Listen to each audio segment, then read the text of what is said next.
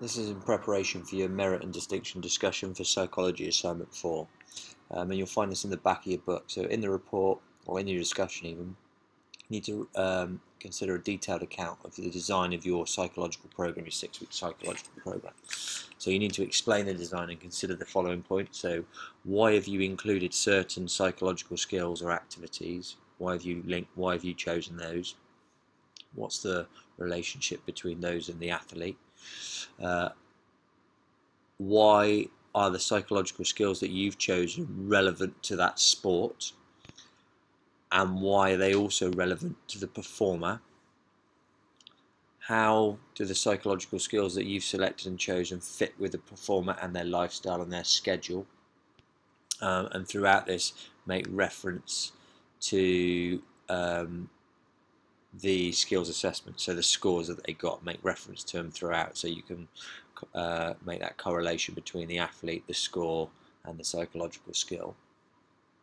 Also consider how you've progressed it during the 6 weeks, so how it's changed and how you've developed the psychological skills over the 6 weeks to improve the athlete. Okay, so that's your merit part. If you're looking for your distinction, you'll need to provide supportive reasons on the design of your program. Okay, so how could of your program in the 6 weeks psychological skills training program, and how you could develop your athlete's mental state if given more time. Consider the following. So how and why will the psychological plan or program that you've designed benefit your athlete? Give me solid reasons why. Okay, how this plan and program is going to improve the athlete and their athletic performance because of the psychological program you've put together. Why are their suggested strategies more appropriate than the strategies? Why are the strategies you've chosen, the strategies of the psychological skills that you've chosen, more appropriate than other strategies that you could have chosen?